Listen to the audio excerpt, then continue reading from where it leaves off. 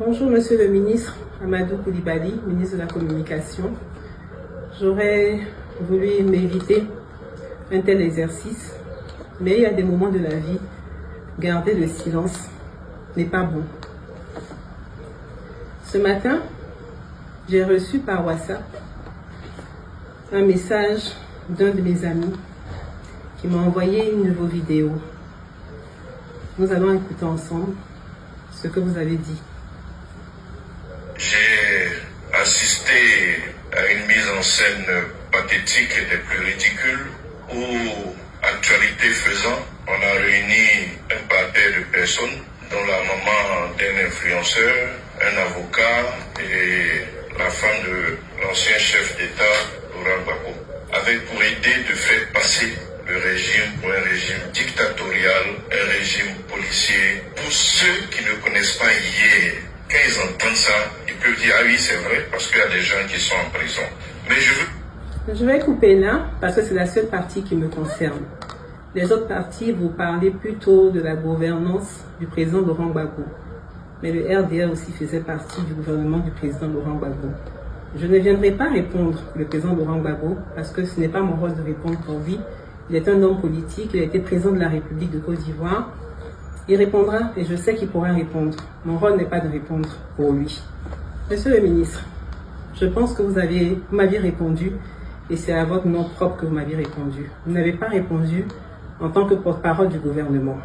Parce que si c'est en tant que porte-parole du gouvernement du président Alassane Ouattara, certaines personnes bien informées vous auraient dit de ne pas me répondre sur ce sujet précis d'emprisonnement. Pourquoi je le dis? Vous n'êtes peut-être pas au courant de beaucoup de choses, même si vous faites partie du RDR. Je vais vous raconter une histoire. En 1999, je ne sais pas si vous vous en souvenez, quand ils sont venus arrêter les militants du RDR d'alors, les militaires étaient venus justement au siège du RDR à la rue de Pic.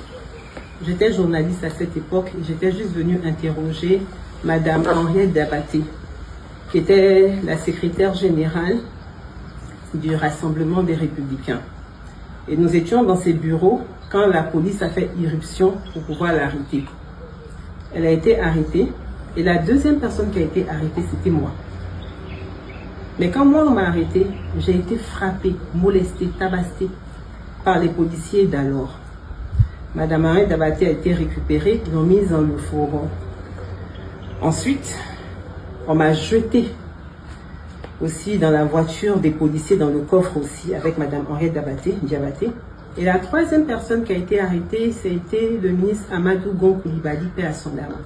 Nous étions 3 à avoir été arrêtés. Mais je tiens à faire une précision importante.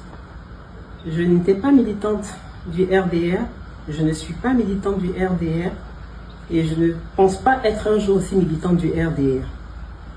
Mon père m'a transmis 2 choses. Mon amour pour l'Africa Sport National et mon amour pour le PDCI. Mon père est un militant du PDCI RDA.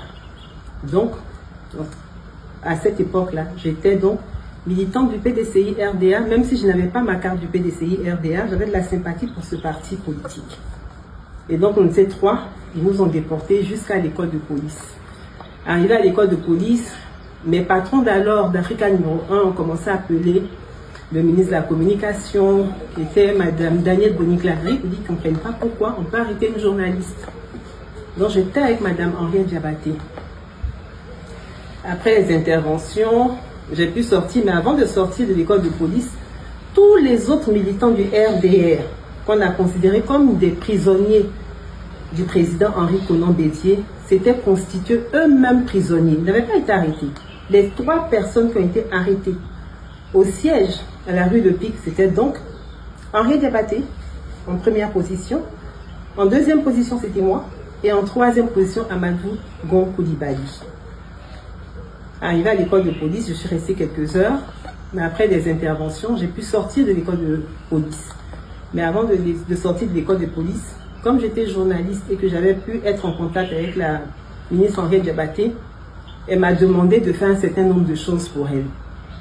Moi, quand je fais quelque chose pour quelqu'un, je n'en parle pas.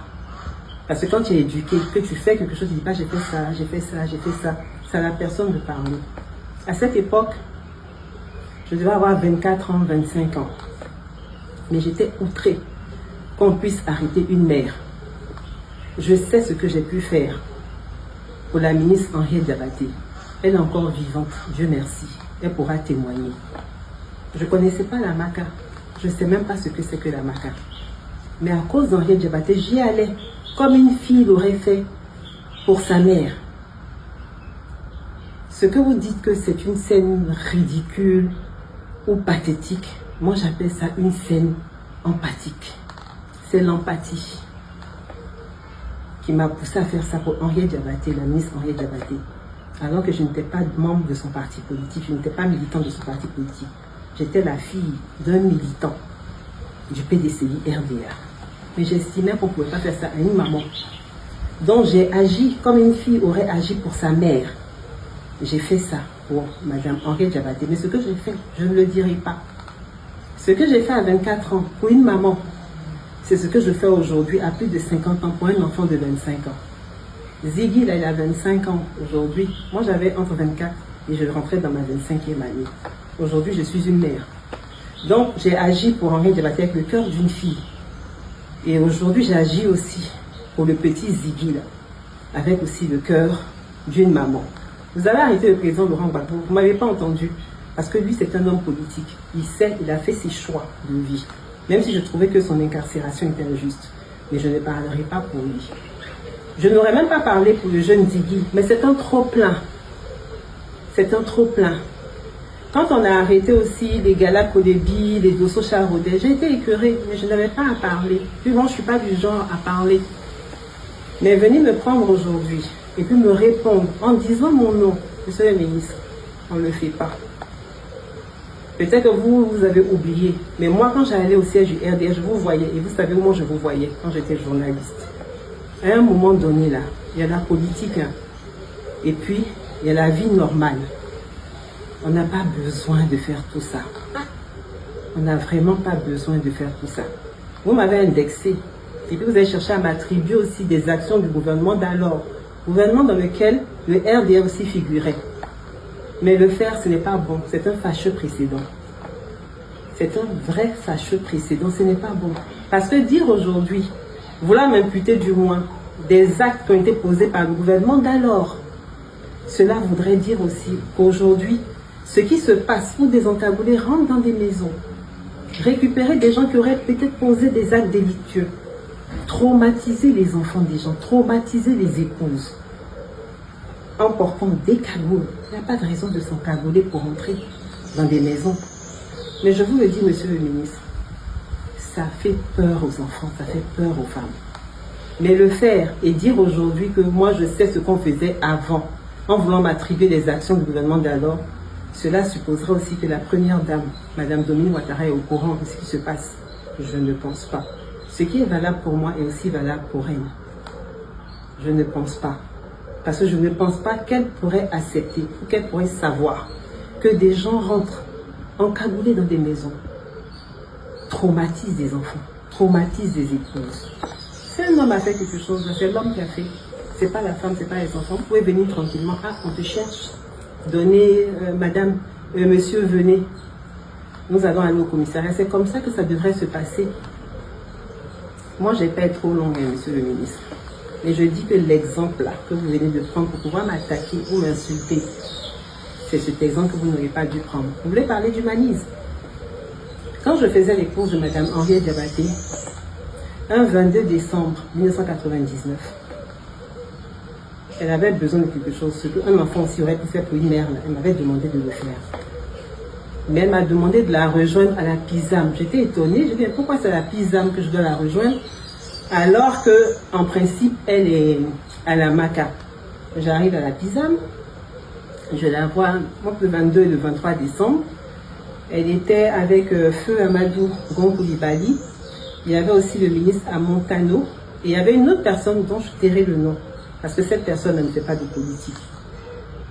Et puis je lui ai dit, ah, la tantille, tu fais quoi ici à la PISAM? T'es pas malade? Parce que moi j'étais inquiète en venant à la PISAM. Elle m'a dit non, je suis pas malade.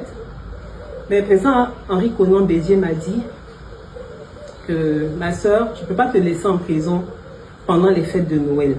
Donc je vais vous envoyer à la PISAM pour que vous puissiez rejoindre vos familles et puis vous allez fêter quand même Noël à la PISAM. Elle était dans une suite. Henri Konan Bédié. Il avait mis Amadou Bon, Henriette Diabaté, d'autres personnes en prison. Mais il s'est souvenu qu'elle était sa sœur. Et il l'a fait sortir discrètement pour qu'elle puisse rejoindre ses enfants. Et pendant qu'on était justement à la PISAM, dans cette suite-là de la PISAM, j'ai commencé à entendre des coups. Je pensais que c'était des coups de pétard. Et puis j'ai dit, ah, c'est Banger. L'un d'entre eux m'a dit, c'est pas Banger. C'est des coups de feu, des coups de fusil. Et la personne a dit à la ministre Henriette Diabaté, nous allons vous ramener à la MACA. Monsieur le ministre, la suite de l'histoire, ça dépend de vous. Quand on est auprès d'un chef d'État, un monsieur qui a dirigé la Côte d'Ivoire, on se doit d'être profonde. C'est pour ça que je garde le silence, je ne parle pas. Et je ne parle pas parce que quand je commence à parler, je suis sans filtre. Mais le reste de l'histoire, ça dépend de vous.